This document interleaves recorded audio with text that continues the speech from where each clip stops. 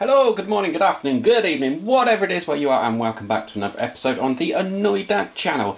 In today's episode, we are going to take a closer look, a deep dive, a review, an instructional video on the R-com King Suro 20. Now, this is an older incubator, but they're still kicking about. They're still available on eBay. You can still pick them up in lots of different places. And they still work. They still hatch chickens, and they're still quite good. They're also really easy to use, and they are a good alternative to Brinsea. Everybody knows about Brinsea. Not that many people know about R-com, but they are still a great brand, a cracking brand, and quite easy to use. So let's take a look at my R-com King Suro 20 and see what it does and what it is. So first off, we'll start off with the base at the bottom. So we'll remove the lid. We'll remove everything out at the inside, and that's the base. So the first thing you notice about the base is that it's a good solid base. It's made of thick, strong plastic, and it's got 4 little stands just to raise it up off the ground a little bit. If you see, each one of these holes does actually go all the way through to the other side. See, you can block it off there like that. So you can never overfill it with water. Unfortunately, there isn't anywhere on the outside to actually pour the water in. So you need to get the water in there first before anything else goes in. So that's the base. As I said, made of good thick plastic. That would be a good thermal holder. It will hold in the heat really well. Next up, you've got this tray, which is the egg tray, and that slots into there quite nicely. Now what I like to do is I lift this out when it comes to the time to lock down the eggs. I put water in there until it comes up to the level just nearly at the top of these little studs, and then I put that back in the top, and you can see there are holes in this as well in the bottom. So as it warms up, it allows the water to evaporate and come up into here, and then any water which is excess also goes back down again as well. So it creates a little bit of a cycle. So anyway, this bit here, again, it's made of good strong plastic. It's not like the cheap Chinese incubators. This is really sturdy, really good strong stuff. The bottom of it is covered in a load of little dimples.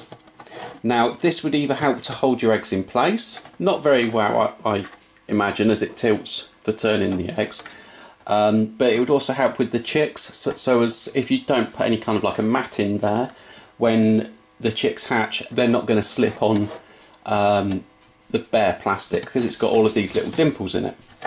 At the sides, you've got all of these slots, and the slots are for the egg dividers.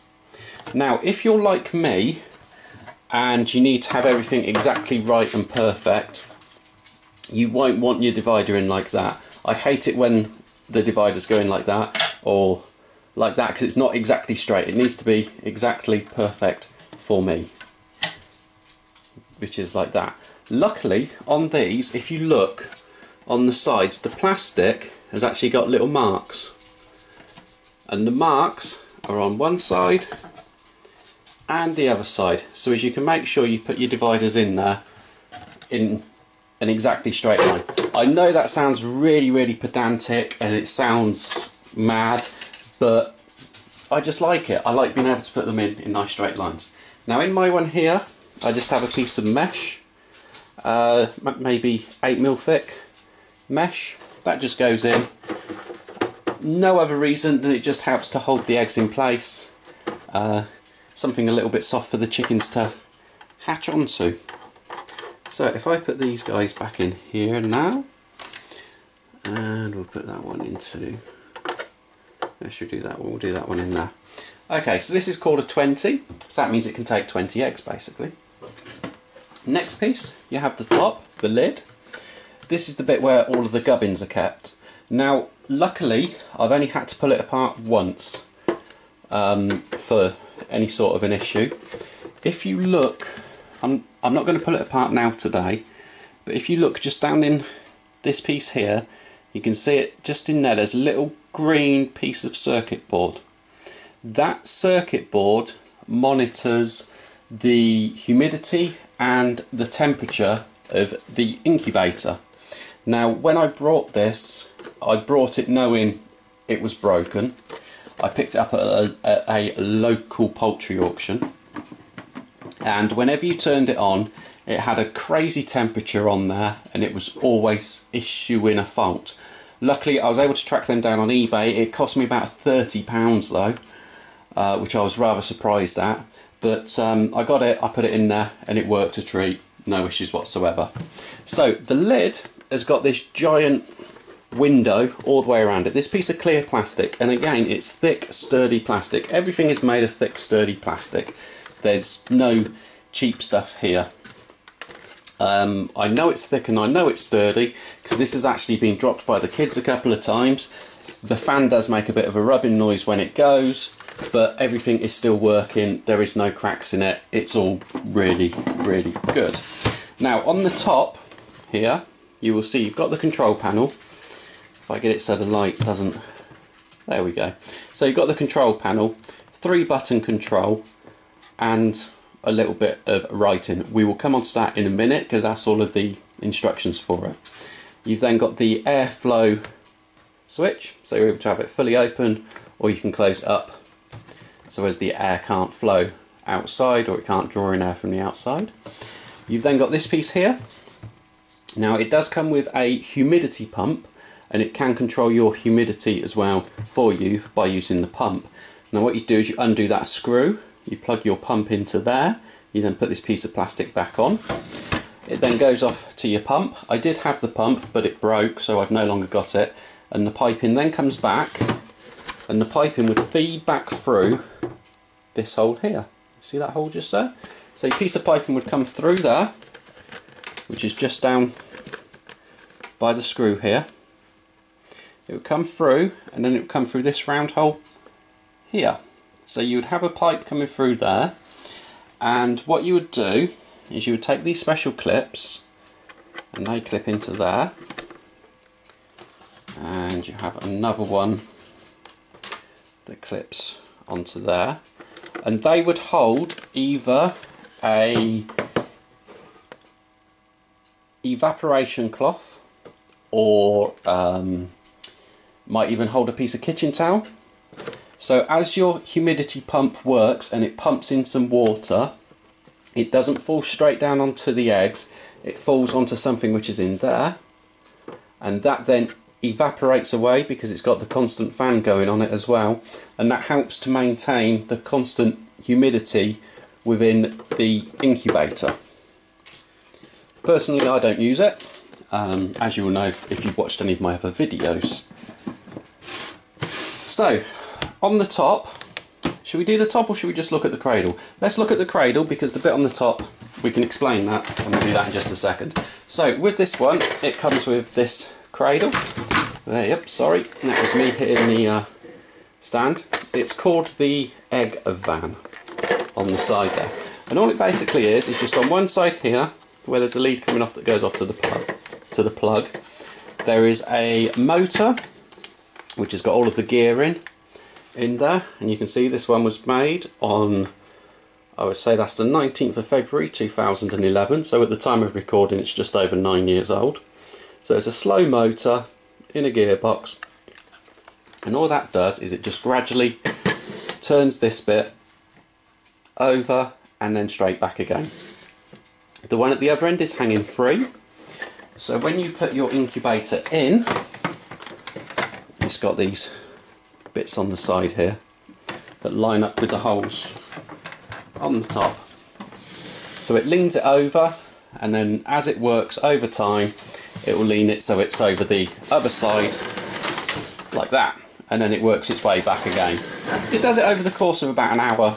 It just goes forward and back, and it just keeps on doing that, and it works quite well. The only issue I ever find with it is that it's 2 leads which are coming off. So you always have to find 2 plugs, and you always end up with a spider web of leads all over the place. Right, so let's take a look at the top bit here. Oh, I should also say you don't have to have the cradle. You can use it as a manual incubator, either by opening it up each day and turning your eggs, or the other option is if you have something, just put it down on one side and then later on in the day move it over to the other side and then the other side, and you can do it like that, and then you don't have to open up the incubator at all whatsoever. So let's take a look, shall we? If I turn her on, you'll be able to see. So it says SUR 2.0, that's what mine says, and you can hear now it's bleeping, and the reason why it's bleeping is because it's gone into alarm mode. The temperature is too low for it. You can hear my fan. That's the fan in there. They're quite easy to change. So the alarm has gone off on its own. It will continue to go up until it either reaches the temperature or you just press OK. If you press OK, that kills the alarm and it stops it. So what you've got on the display here is you can see the little thermometer here. If I just zoom you in a little bit, you'll be able to see it a bit clearer. There you go. When that's lit up, that means it's working. That means the temperature is low and it's heating. It doesn't mean it's working because it's always working when it's turned on. That means that the temperature is heating up and it needs to warm itself up. You've then got the temperature display, which is 25.8 degrees C. You can also have it in degrees F, which we'll explain in a minute. And the humidity in there is 62% humidity. That's going to come down because I've just cleaned it, so that's why it's like that. Now, I said earlier on in the video that there's all of the writing down the side here. This helps you go through the menu. So to get to the menu, you press on the plus and the minus, and it comes up and it says TEP, and then it flashes 37.5. This is where you have to enter the temperature you would like it to be at. So you can either go plus or minus, and you can work your way through it. So if it's in focus there, you'll see there it's got TEP. Okay, so then if we press OK, it goes RH, which is relative humidity, which is just over here, RH. So it gives you a clue, and you're able to put in what you would like the humidity to be. So ours is set at 45. If you then press OK again, it comes over here and says high. If you look over here, high is alarm. So how high does it have to go before it's going to alarm out? So how far over your target temperature that you've done in the first one will it have to go before it alarms out? So I've got it set to 2 degrees higher. If it goes 2 degrees over, it's going to start hitting the alarm. So I press OK, and it says low. So that's the alarm low. So how much lower than your target temperature is it going to have to go before it alarms out? This is set at 3 degrees. I prefer it set at 2. So if it goes 2 degrees under, it will alarm out and it will let me know. You press OK, and it's set C.F. So do you want it in the Celsius or the Fahrenheit? Make your mind up and you just press OK. And that's it, pretty much. If you've got the pump attached to it, which would go into, zoom you back out again. If you've got the humidity pump attached and you want to give it a little bit extra humidity, you just press that one for 5 seconds. And you can see there, that bit there just went green and flashed up. That is to say that it's going to start the humidity pump and that's going through. If you want to reset the whole thing, you press on the minus and the OK for 5 seconds and it will reset the whole thing back to the factory settings. It is that simple and that easy to use. It's like the Brinsies, but everything is all explained there for you and you know exactly what everything means because it's all laid out there and you can see it all. So we have used this incubator with many of our hatches. Normally when I do these incubator reviews, I don't say, and now we're going to put some eggs in it and we're going to see what's happened.